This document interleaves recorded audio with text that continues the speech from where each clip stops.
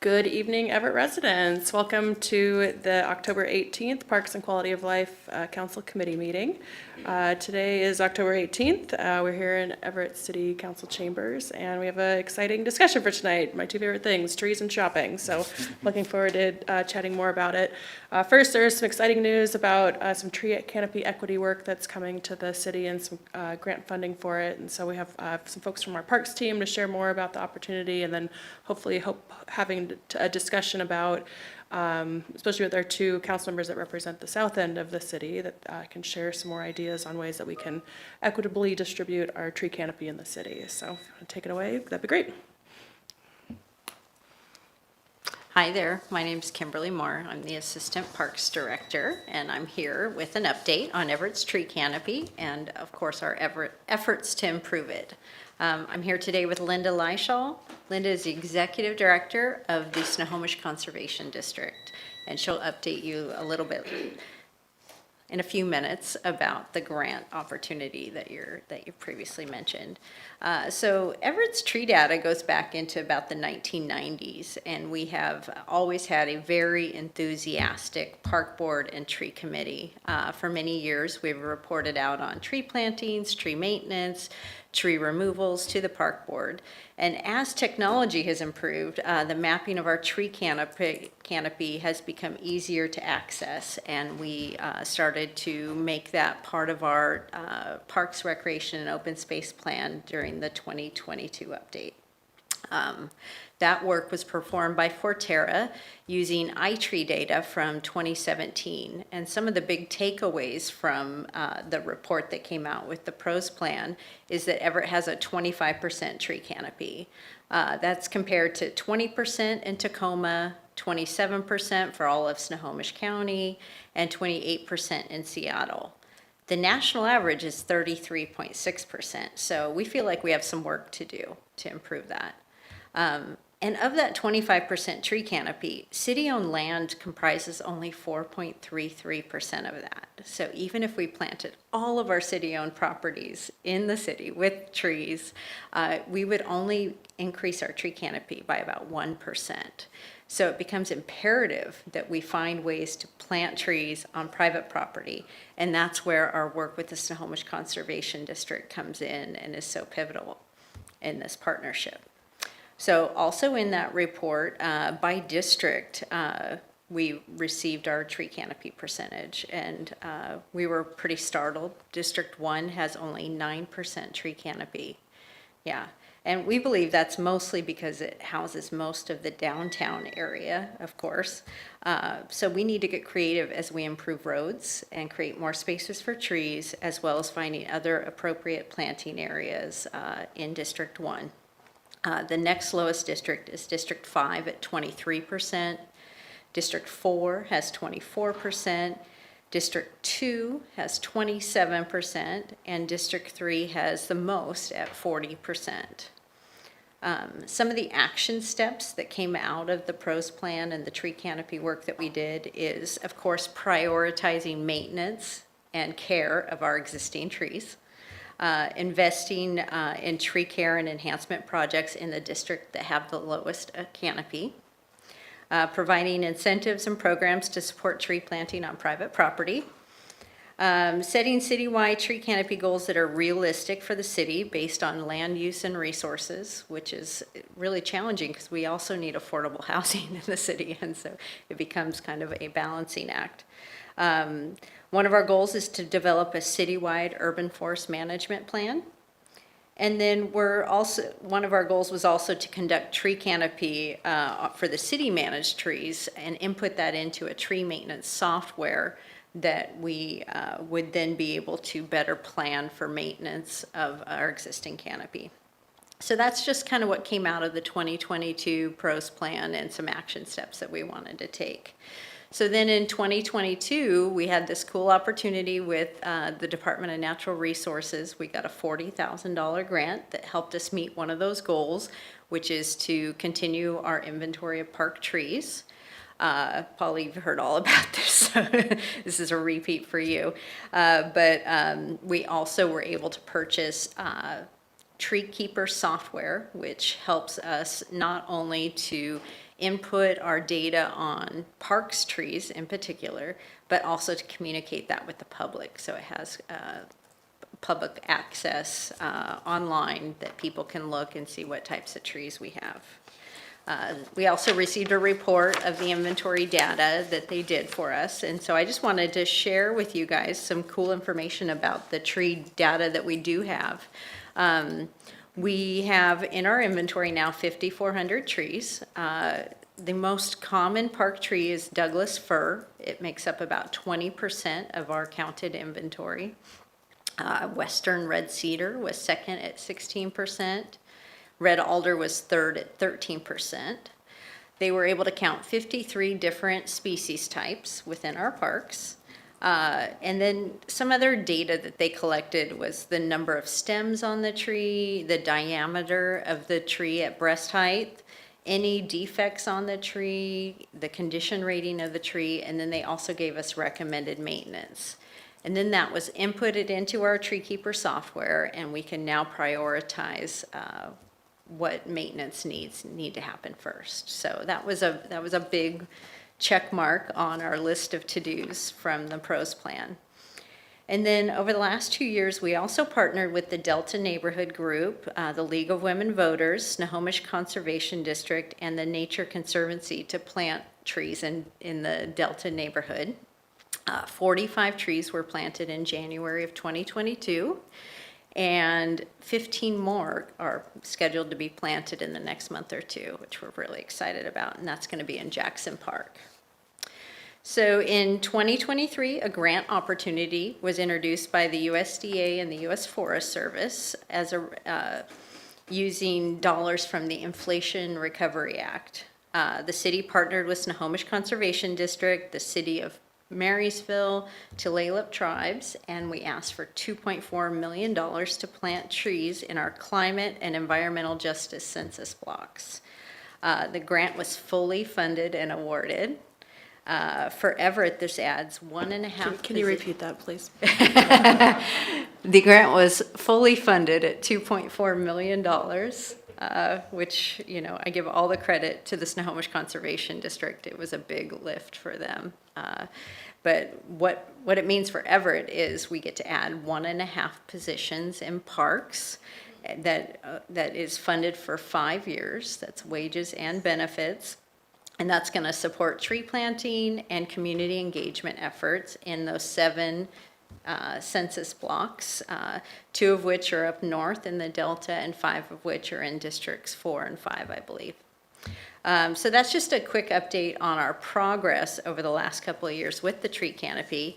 And now, of course, I'd like to turn it over to Linda so that she can discuss more of the details of the grant. Great, thank you. And I've really appreciated this partnership and working on this project with Kimberly and also with Nature Conservancy. They've been really helpful in this and instrumental in connecting us and helping us work together and figure out how we could help grow tree canopy. So when this opportunity came up, I'm like, this just sounds like a great fit for all of us.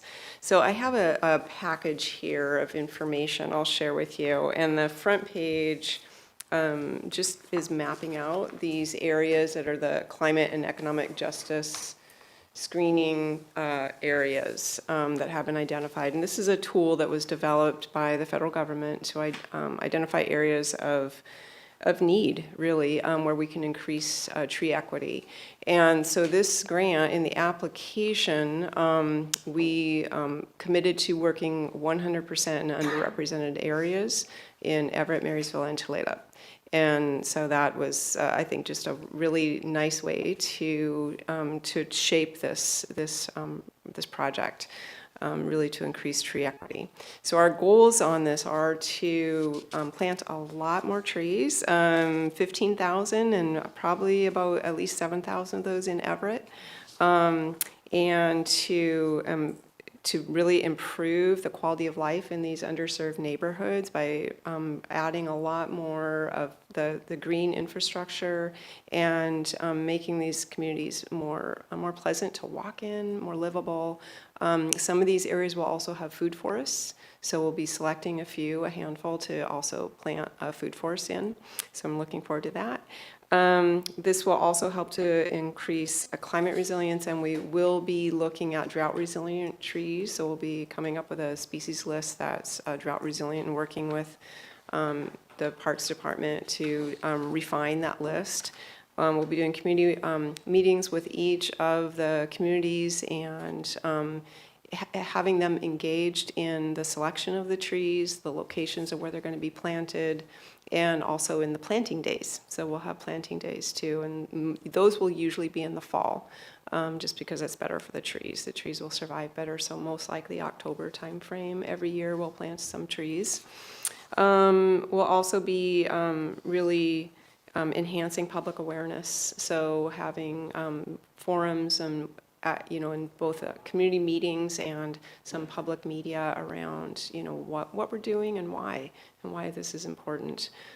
So yeah, we're really excited about it and looking forward to it. And right now we're in the early stages of contracting with the USDA and U.S. Forest Service, and they're anticipating that will be complete by the end of the year or early January, and then as soon as that is, then we'll start working with Everett to finalize our agreement with Everett. So I'm happy to take any questions that you might have. I'll start with one. When I see us lose trees, quite a bit of the time it's sort of wrong tree in the wrong place or the right tree in the wrong place. An apartment complex near me has taken out a bunch of trees by permit and with the inventory, but because they were too close to the buildings. And I wonder if we have good mechanisms for people who want to plant the trees to help them choose the type of tree, the distances, avoiding sidewalks and buildings and that sort of stuff, because I'd hate to see us put them in, as we so often do, and then have them have to be taken out. Absolutely. Later. And one of the things we'll be doing when we have these community meetings is we will be developing a tree planting and maintenance plan for each of the communities. So we'll be getting input from the city's forester as well as our forester and the community, and making sure we do identify the right locations for those trees. I'm thinking about getting that to the people who are thinking of planting trees, some of them as part of an organized effort, but some of them just as part of landscaping they're doing. It would be nice if we could develop, or maybe this already exists, some sort of different scenarios where we can say, well, if you're planting near a building like this, or near a foundation, or near a sidewalk, or at these kind of distances, these are the trees that are recommended. These are the ones that are a problem, the kinds that we see and the reasons we see them removed in some cases. If we can help people with some sort of scenarios, even just example pictures of what works well and what doesn't, and lists of those trees, and maybe where to get those, because I feel like there's not enough knowledge for people to take the best actions that way, and sometimes even that's professional landscapers, because they don't know what to tell their clients. I think that's a great idea. And the other thing, when we are planting on private land, we always look at the utilities. Where's the utility lines? We want to stay away from those.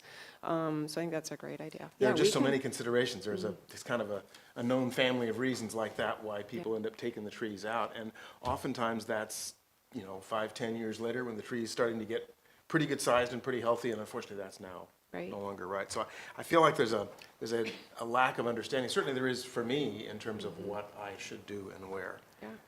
And then the other thing, I guess, is to keep in mind that's especially going to be important as we densify, as we implement these state mandates about density, ADUs, the phasing out of single-family zoning. That would naturally lose a lot of trees, and that also then puts the narrower spaces put extra demand on doing the right tree. Otherwise, we'll once again lose them. So I guess I'm hoping that we can have a kind of a coherent plan, but especially a communications plan, because it's not like the knowledge isn't there. I think it's mostly just that it doesn't always get to where it needs to go. Absolutely. Great suggestions. Thank you. Awesome. Food forest. The first time you said it was super exciting. I went and visited Seattle, years ago, and it was cool. And that's not my question. So businesses, like say on Evergreen, what is my question? Are you reaching out, well, private property, and when I hear private property, I think, oh, homeownership. But that also means businesses, et cetera. And so, I mean, I'm thinking of one in particular, that I mentioned once before and that I shouldn't have, but that particular business, would really benefit from some more, trees that we- doesn't block the view, not the view for like seeing, but the view of pedestrians and cars coming along Evergreen Way. And then, so you are reaching out to businesses Yeah, eventually? absolutely. When we do our community outreach, it'll be everyone that's living within that census block or operating a business. So any landowner or resident in that area will receive outreach and invitation to participate. Awesome. And when you say community meetings, I know that, well, Westmont Holly is not meeting much. I don't even think Cascade View, yeah, South End doesn't meet a whole lot on purpose, regularly. So there will probably, I hope, be some different ways of getting information out that you have Yes. planned. Yeah, we're really well affiliated with Connect Casino Road and some different organizations in the South End that we will work through, I think, to create these meeting opportunities. Yeah, and we'll try to make them as enticing as possible, encourage a lot of engagement. Awesome. I have another one, but I'm gonna think it better. I did want to piggyback on Councilmember Vogel's, one of her questions about businesses, and when I drive Evergreen too, I see a lot of blacktop and empty parking lots, and parking lots that the potential for them to be filled might not be there. So I was wondering if there's room in this in the funding and the projects to rip up some blacktop and replace it with food forests or Yeah. at least a tree. We could do some depaves for sure, and we did consider that, putting the budget together, so there is some funding there to do that, and I do think that's a good opportunity for us to consider. Great. Those areas that are not being used for parking and are impervious, and yeah, let's turn that into a better, greener and infiltrating site. Great, I Yeah. love it. So in the Herald article, there was a mention about there might be some trouble with where the trees come from. And I think council members Arlingo had mentioned the best tree is one that was planted 10 years ago. Are there concerns about where the trees are going to come from? Not really. We have not had a problem. We plant, the Conservation District is, we plant about 45 to 50,000 trees a year, and we have not had a problem sourcing them. Okay. So I don't think there's a major concern about that. We are seeing a lot more funding for repair and restoration, and a lot more entities doing repair and restoration, us included. So the demand has definitely increased, and I have heard a lot of places where that is a concern. But we have pretty good vendors and agreements in place, and have done some contract growing, so we're not too concerned about that. Great, good to hear. So when is it expected that the first tree will be planted? Hopefully next October. Great. And just for my clarification, is the plan for all of these trees to go on private property then? No, we see it as a mix. Okay. There'll be a mix. And it will depend, as we look at each area, we'll map out the locations where we think it's best for the trees to be, and then talk with the various property owners to see who wants trees and who wants to care for them and maintain them. Because it will be on the homeowners to really make sure that those trees are cared for. We'll be doing, during the course of the grant, we'll have maintenance every year. And then we'll also be doing some carbon credits through city forest credits. And the funding that comes in from that will allow us to continue maintenance for many years to come. But that's like a once a year check. How are you doing? How's the tree doing? What do we need to do? So the person that's actually living with that tree is the best one to keep an eye on it, make sure it's doing okay. Great. And I know that the city used to have the tree planting program So with this program, when a person from the public wants to apply for the tree, are we basically recycling the old program and having the application process be similar? Or, I guess my question is, when it comes time for the public to apply, what can they expect? I don't think we've gotten that far yet. The Public Works Department has historically performed the street tree program, which has opportunities for the residents to apply for trees. It has not been funded, I believe, since COVID. But I do see an avenue for us to mesh that program with this, because of course the effort is to get trees into the ground. And so we just haven't had that deep dive discussion into those details yet, but it's a great suggestion. Great. I was imagining with that also the rain barrel and the rain garden stuff thing. that we do, and homeowners are, well, anyways, yeah, rain gardens. Probably in the same vein as plant this tree on your yard, and we'll help you monitor. Great. And I didn't formulate it well, but here goes. Again, with trees and blacktop and not having a whole lot of space just ready to put them in, and then the necessity for, I don't know, buffered bike lanes or protected bike lanes, and trees in between cars and people could be a good place to go with Public Works, and of course, it needs to be all figured out and everything. So don't know how well that's going to get over by October of next year, but I, for one, am an advocate of putting trees in between cars and bikes and people walking. So I think we are going to continue to work with planning and with Public Works to make sure that trees are part of any kind of new road work that happens, adding bike lanes.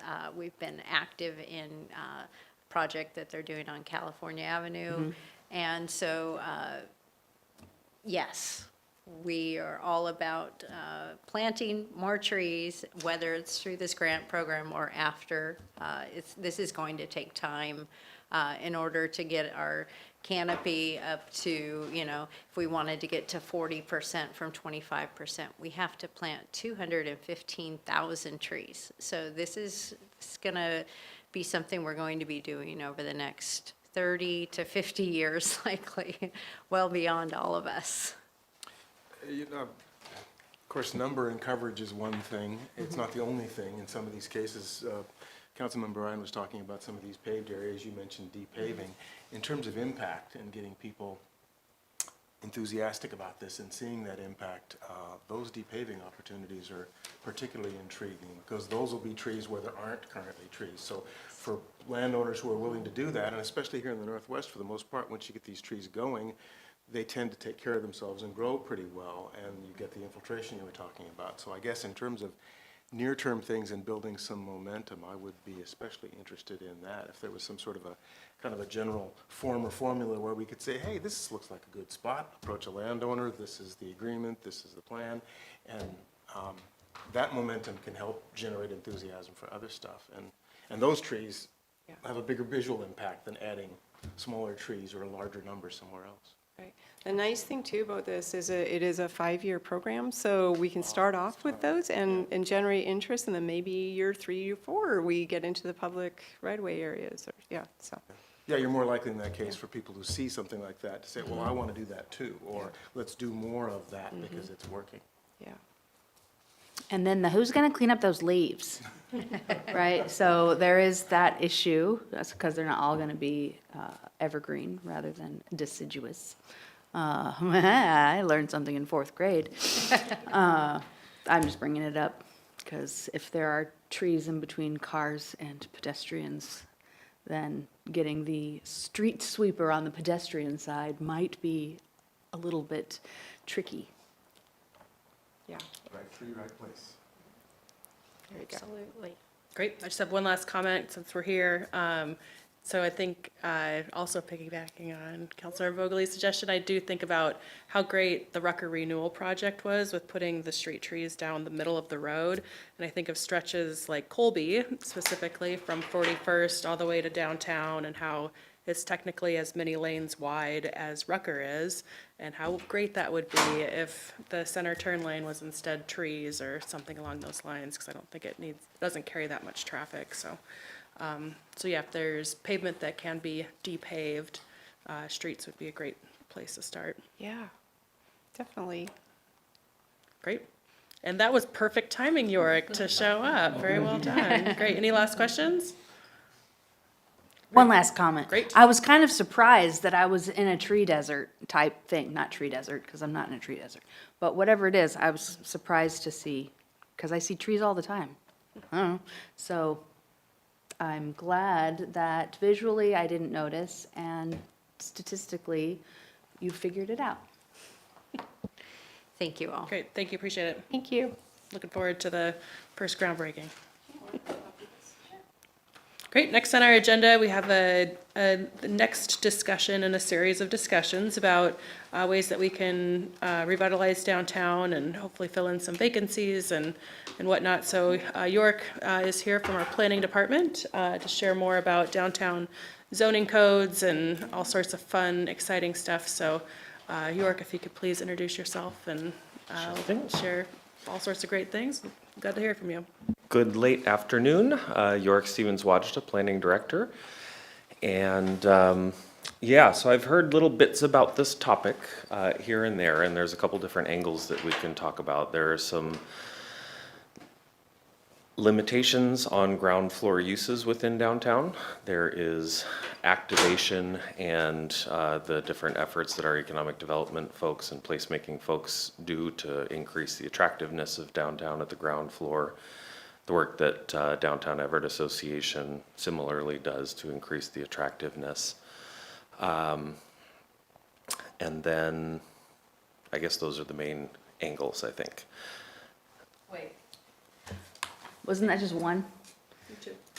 And did you just mention like explicit zoning restrictions? Yeah. Yeah. Yeah. Yeah. So Yeah, I, that too, yeah. Yeah, and I think it was our July meeting, maybe August. Tyler joined us and shared about the activation part of it and the work that the placemaking group's doing downtown. Yep. okay. So downtown, there are a number of uses that are restricted from the ground floor. A lot of this came out of the Metro Everett planning, although I think some of it was in effect before that. There are a couple examples such as, I guess it would be helpful to know what we're interested in specifically here. Sure. So Guide my remarks. I guess I'll use an example. So Cassandra's Closet is over on Colby, and they had a difficult time finding a place to open their business because since they're a consignment shop, it's considered a junk store. And certain streets downtown, junk stores are not allowed because there had been previous owners that had used their storefronts for storage or pawn shops. And so I think maybe through Metro Everett or another initiative, only certain blocks and certain areas allow those types of stores. And I've heard from other business owners that they also had similar challenges or whatnot. So the discussion I was hoping to have was about what are the barriers that are in place zoning wise for what types of businesses can go where, and what is a pathway to release those barriers to provide just more opportunities and less restrictions for businesses to move in. Yes, fantastic. So the one that you mentioned is pawn, junk, and I think it's pawn shops, secondhand stores, thrift stores, and junk stores. Loosely defined categories. I'm not sure that there are definitions specifically for each one of those, but in general, you could kind of connect it to the sales.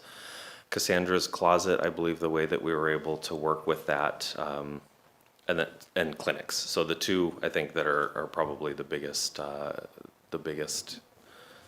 issues that we hear about are the one with Cassandra's Closets and then clinics with a series of exclusions. First thing to say about both of those is that they are special regulations in the use matrix. So in the use matrix, looks like this. You have for each zone: permitted, administrative use, conditional use, and then there's a little number next to them, a reference note. And everything that is in those reference notes is modifiable via a review to process, and it would look at three criteria. Is it the modification, would it result in a equal or better outcome than following the rule straight? And then impacts to the neighbors, I think, are the two general classes there. With Cassandra's Closet, I believe we were able to get there because less than half of the business was dedicated to the thrift aspect of it. I'm not sure how much we want to get into individual cases here, but from my memory of that it was the secondhand portion was mixed with some new sales portion, and it was enough that we were able to get that sited downtown. Clinics is a potentially broad category. The definition of clinics brings in anything that is used to treat or diagnose people under the care of a doctor. The word doctor has specific meanings in some cases, but the dictionary definition also means someone who treats the body, something like that, so it doesn't have to be an MD or a PhD. There are a couple of exceptions to that, which are dentists, psychiatrists, chiropractors, physical therapists, optometrists, or ophthalmologists. So those were all excluded. I believe this was during the Metro Everett process that this was enacted in the late 2000s. It 09, absolutely 08. was, Okay, yep. by people currently on this council. Okay. And we have at times struggled with defining, obviously you know what an ophthalmologist is, but sometimes you don't know, well, I learned what an ophthalmologist is. Sometimes you don't know what under the care of doctors means, and there's some kind of medical and medical adjacent uses that we've struggled with a little bit. I actually found a taxonomy of medicine that goes through the entire giant list of titles of jobs that help you with different problems that you might have. We were trying to use this to draw clear lines around what would, at least at the initial level, be allowed and not allowed. One example is, I want to say optometrist is not on that list, but ophthalmologist is. Both of them are. Dentist is on the list, allowed. Orthodontist, not on the list, not allowed. Some thought went into some of those, and some of them may have just been in the moment of discussion around that.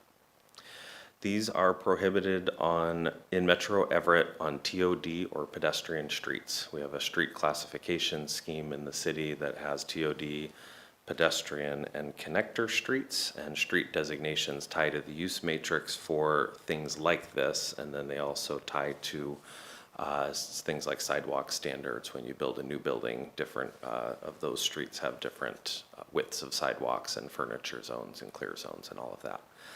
Almost all of downtown Everett is one of those two street designations, so essentially when you see in Metro Everett on TOD or pedestrian streets, it's basically all of downtown. So that's the framework we have now for ground floor uses. There are also some other design standards, transparency and weather protection that connect to those streets. So if you build a new building, you need to have 70 to 90% transparency in the new building, as well as weather protection across 70% or so of the building frontage. That's for new construction. What does that mean, like windows or Correct. glazing, if you will? Correct. Well, I'm Yes. thinking of transparency, because they're not gonna be telling us lies, right? Yes. Yes. But we need to be able to see the other people walking on the other sidewalk, because there are sidewalks here. Okay, Glazing, just yes. checking. And Glazing and windows. You can still put blinds up. I guess some of our windows here, for instance, would be required to be transparent, but then how you operate the building going down the line is kind of up to you. We would look at it differently if it was a permanent physical alteration that removed the transparency from that. So that's for new construction and the uses. The way to tweak any of those or change them wholesale, best time is during this comprehensive plan update. It is a development regulation amendment, needs to be consistent with the comprehensive plan. So if we were to make it outside of a comprehensive plan periodic update cycle, you would need to look to our policy language and the plan as a whole for guidance into how you would structure those development regulations. During a periodic update, everything is a little bit in place. So we just need to make sure that any change would be supported by the comprehensive plan. Thank you, Yorick. For the junk store qualification, are antique stores considered? I want to Junk say stores? antique store, no, I don't think so. Okay. I want to say antique stores used to be specifically identified, but are not now. That could be one of those interpretation things that comes up. Obviously, we have antique stores downtown. Legal non-conforming use, if it's been in operation for a long time, it can continue to operate, although there are limitations on its expansion. Great. Yeah, I just remember one very specifically that has been on Wetmore for quite some time, and having had conversations with folks with pawn shops or whatever else, didn't like Everett used to be all like red light district and bars and taverns everywhere and pawn shops all over the place. And then some folks decided that that was just not acceptable in Everett. And so then, probably during that comprehensive plan, if they existed then, they're like, nope, because pawn shops are evil, horrible things that people that are drunk from the taverns can go and get their I know this, but this is the narrative, right, that we hear. And while I'm making fun and jokes, it's still like times change all the time. And we see that there's just different players for the different stores. And most people with businesses want to have their business and be responsible. And putting blanket bans on certain types of businesses seems to be out of fashion. Certainly, I understand better the rationale behind some of these things in the Metro Everett plan. Is there a way for us, while we're going through the comprehensive plan, to get a reasonably complete view of which of these things are interfering with what we genuinely want to do? The Cassandra's Closet is maybe an example of that. Is there a way for us to identify which of these uses we ought to move from one category to the other, or some other tweaks, so that because, you make laws the best you know, and then situations change, you misunderstand things, you misperceive the future. But I'm not sure, there's a lot of anecdotal comments, and we've heard some in the council comments, but I'm not sure if there's any list, any survey, any opportunity or outreach to businesses saying, what's wrong with this way? Yeah, that would be interesting. I'm sure that some of this was reactive, as Councilmember Vogely illustrated. You had a problem and you fixed that problem with a code amendment. That doesn't necessarily capture all potential problems in the future. I would say placemaking with something like downtown probably comes more down to an art than a science, so it would be difficult to say what types of uses both will fit the market and so will be successful in a place like downtown, but then also have kind of the synergy that are positive impacts on the street as a whole, maybe draw people to downtown who then patronize other businesses and everything. I tend to look at it when interpreting some of this as street activation.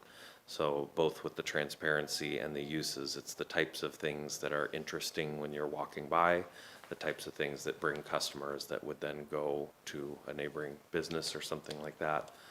But as far as what makes for a place that we as a city are proud of as a downtown. That may be an opportunity to work with, solicit that kind of thing from the Downtown Neighborhood Association. Mm-hmm. They might be because they would have a channel to their members who are really doing these things and potential members, and maybe we could find out because it would be nice to hear any of those things. We might be able to tease out some specific plan changes. how easy or difficult is it to have pop-up shops? I know that we've brought that up before, and I think maybe with Tyler as well, but how restrictive or not are pop-up shops? And if plenty of our windows are getting broken, I know in COVID, there was a lot of painted mural plywood pieces. What are the restrictions on that? Or how easy would it be to have just quick murals instead of no trespassing, plywood, but pop-up shops? Pop-up shops, no problem at all from the zoning code. Retail sales and services is a pretty broad category, and that is definitely allowed downtown. Doesn't matter on the duration. A pop-up shop would be just like a store, but temporary or short-term or something. So that would be totally fine with the zoning code. It would just be up to, I think, the property owners to work out the details, and probably for the city and DEA to incentivize and give some resources for those. So no problem there. In terms of art in the place of windows, I'm not quite sure. I would consider that a temporary condition, and so I think if there's a broken window or a vacant space, I don't think it would count against the transparency requirement if there were to be art in place of the window, especially if it's a vacant space. But it would be, I would see it as a temporary condition, and that's how you would address that. So I think both of those are definitely in play.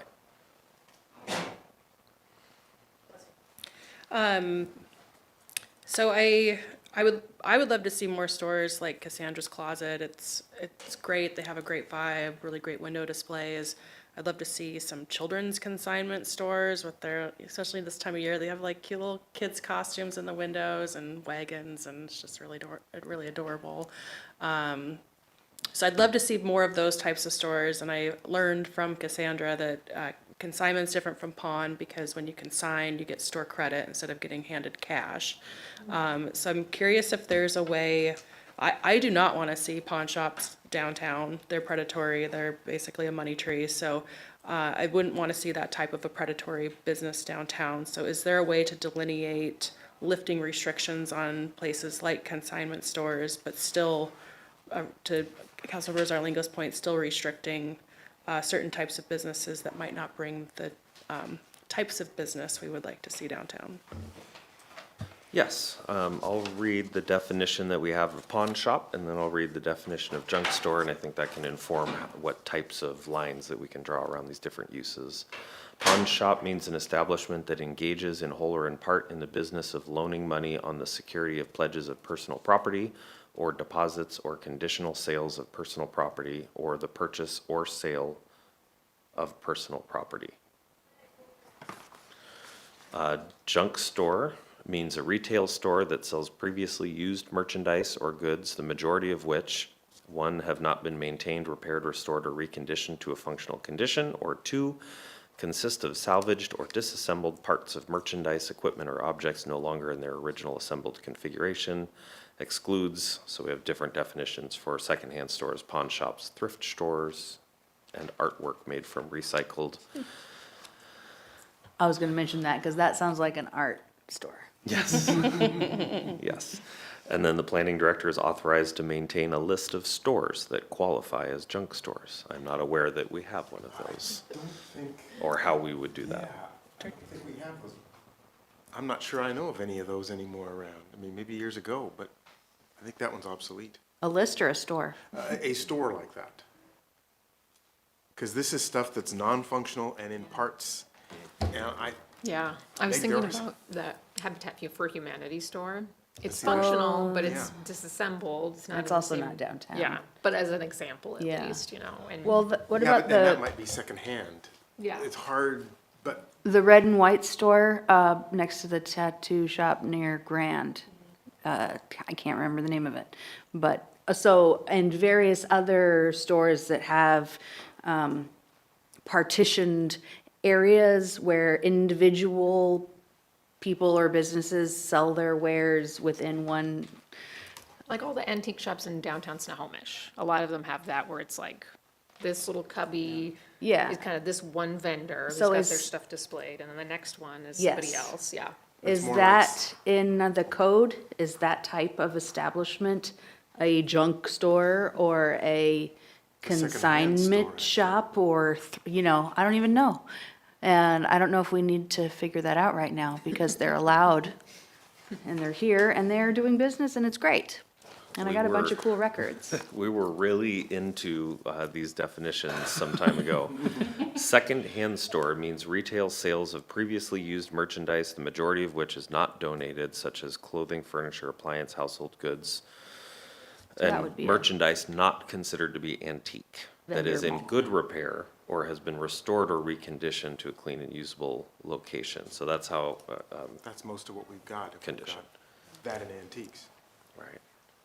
So the extent to which the market has evolved into these being less problematic and more interesting, you talk about, I said, visual interest as you're walking down the street, and I guess everybody has a different aesthetic, but we could all agree that it's interesting to look at Well, least. Councilmember Ryan's comment on displays, Christmas displays, kids' stuff, that's placemaking also in my perception of it. Right, so everything that involves what to do with either vacant spaces or spaces that are occupied in terms of improving the look and feel of it, I would say are all fine with planning, but it's not something that we deal with too much. I guess we're in the business of regulating the initial establishment of these uses. And when it comes, we scratch our heads, circle around and figure out what use is closest to it. And again, these are not hard and fast. So in the zoning code, if it is a use that is defined and it says it's prohibited there, very difficult. Basically need to go to a variance to allow it. But if it's in a special regulation, then it's that equivalent or superior to following the regulation exactly, meets the intent of the standards being modified. That's often difficult to ascertain the intent from long ago, and then does not create any impacts or nuisances. Then I guess one important question for the businesses with respect again to using Cassandra's Closet as an example, do you or do the businesses feel like it's a significant burden or time delay to go through the process? Whereas if it was just plain permitted, that would be much easier or much faster?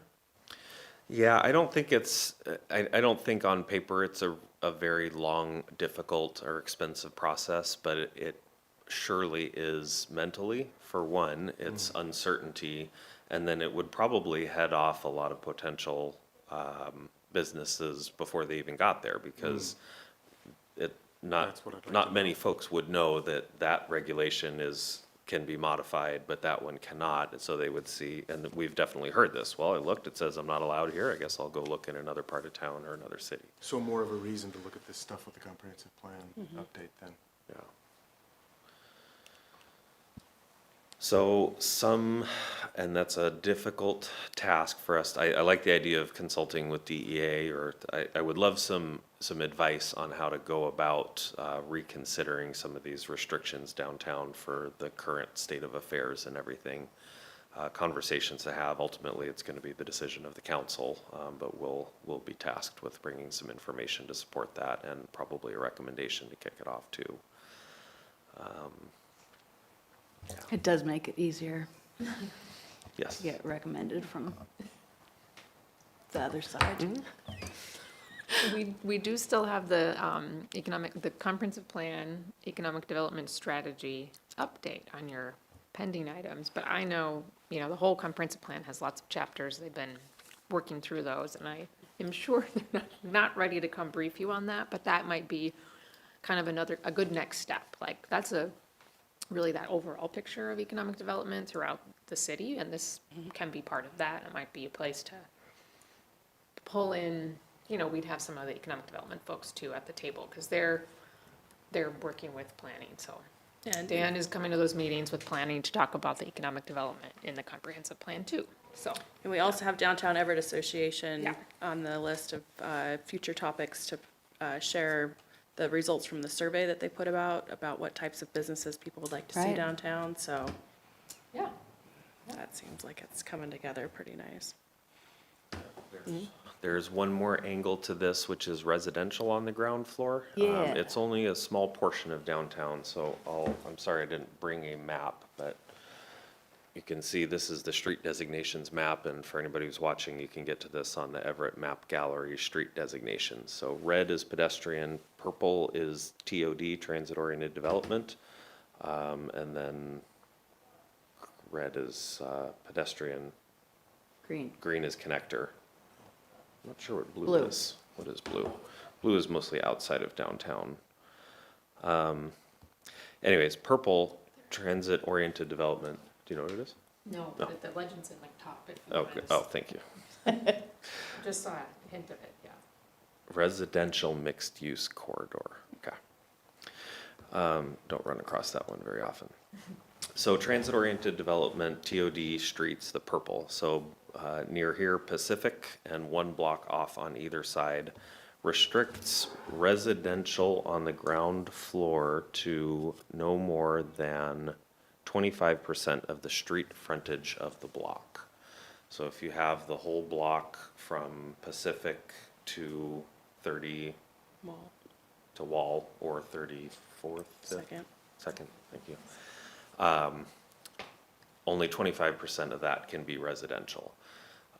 We've had a couple residential projects, and what that means is they have to make sure that none of that gets to the ground floor. It doesn't say that it has to be commercial, doesn't say that it has to be active.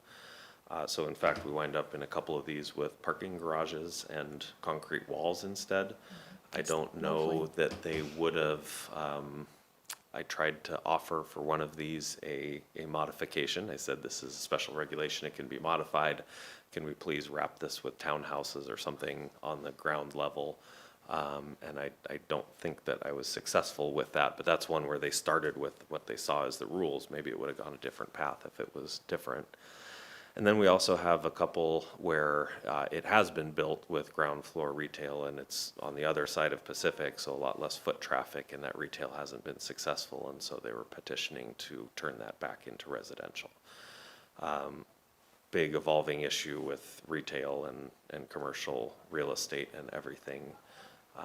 So I know we want to support the activity, but we want to probably take a look at the fact that residential is active in a certain sense. And that's where the demand seems to be. I mean, all over the city, it's not just downtown, that's where people, sorry. That's all over the city, the demand for residential so much more than retail. And then it's eyes on the street. You have folks taking a little bit of ownership over the block, and they can help with that safety aspect. So all of these connect to these street designations, and that could be in play. So there's two ways to change this. It's either changing what the special regulations connect to. So you could either remove them, you could change which streets designations they connect to, and then you can also change the street designations themselves, which now makes it a three-dimensional problem, so more complicated, but I guess we can simplify it by just getting to what is it that we want to accomplish, and then we can figure out what batch of changes to the regulations get us there. Great, so I did have some other questions, but I think it's better for a full discussion at another meeting, because we've been talking about how to incentivize, and I've been also thinking about how to encourage businesses or property owners to fill their vacancies. So I'd like to have a discussion about a vacancy tax. I'd like to have a discussion about if there's requirements for business owners to keep up the facade of their building. I see a number of buildings that could really use a pressure washing, or might have holes in their awning, and just fixing up their space. So maybe that discussion can be in the future. For the rest of our time, I would like to talk about, it sounds like there's a lot of options of things we can do, but I'm not totally clear on how we make those requests, or how that happens, if it's something that the committee can say, yes, do that, or if we need to bring it before full council. Do we fill out a form? How do we make formal requests to move forward on some of these things?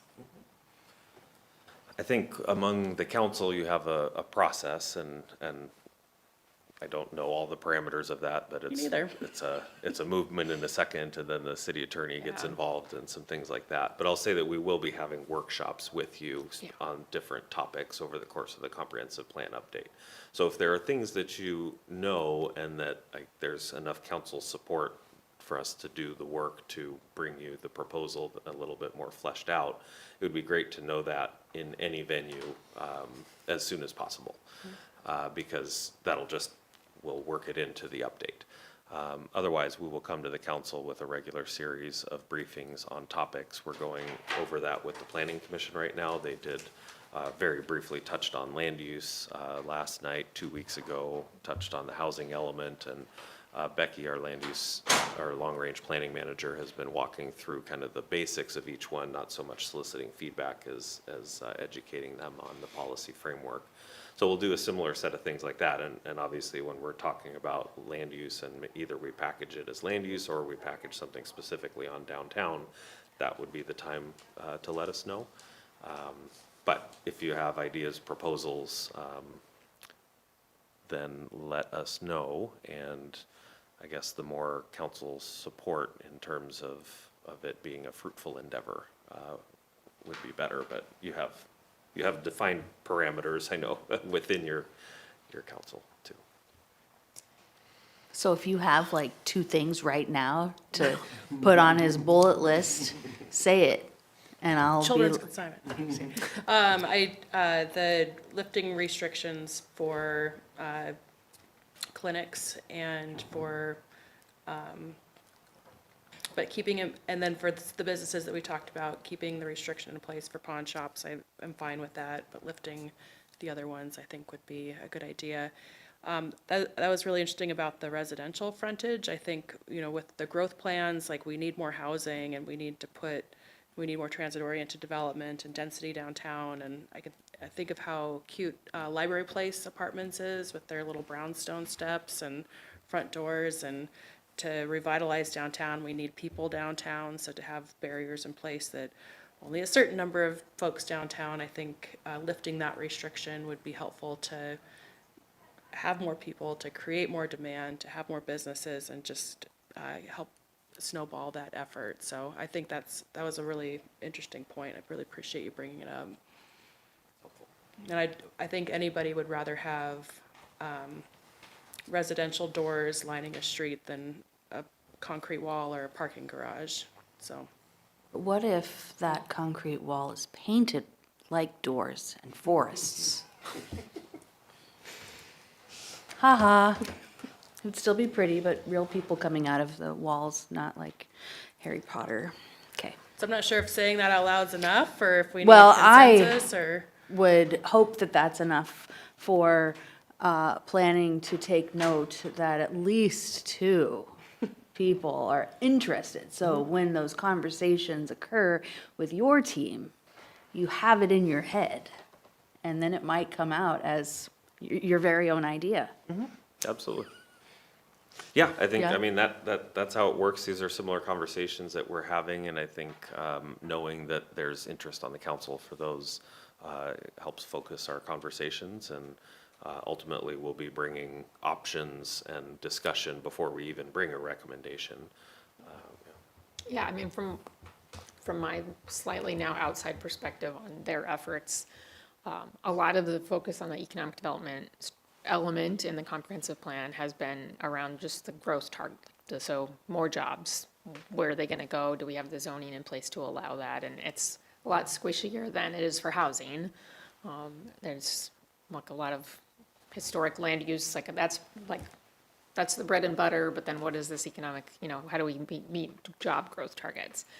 I don't think that York's team has started to delve into ideas like that as much. We definitely have talked about like home occupation code and types of home occupation, and Dan Ernest has some ideas about some changes to that. So I know that's like in people's minds, and my sense is that right now, your conversation is enough to kind of get it in the mix now at the staff level and administration and all that.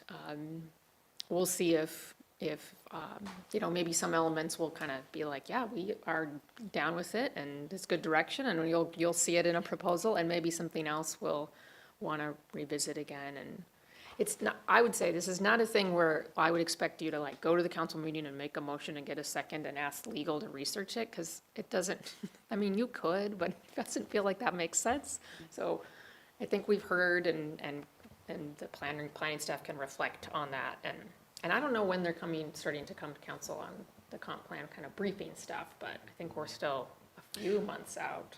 There are also some things, I know the farm development off of 132nd, east of 35th, in Mill Creek, they have some live-work spaces there. They've been out there for a while, they're doing some leasing. We'll be able in this time frame to learn from them, is that working? What's getting uptake and what isn't? Because that's retail and residential on the whole mix, and it's a real world example of it. And that reminds me also Mill Creek and that area, and there's like 3 storage units going in. One's already there, one's happening, and one, it's like, really? All on Buffalo Everett Highway? Come on, dudes. So I hope we have something in our planning and land use that says there's a limit, not a blanket ban, but a limit on storage, because we don't even have enough places for people. I want to say that we allow that in the business and light industrial zones, and it's more restricted in other zones, but I will. And that's just something I noticed from another municipality, so, like, right next to each other. Great, thanks, everybody. I feel like we're over on time, so I think it's good to adjourn. Appreciate everybody's time and expertise, and thank you to Kimberly and Linda from earlier as well for sharing the good news about the tree canopy work. So thanks, everybody. 6:02, and we are adjourned. Thanks.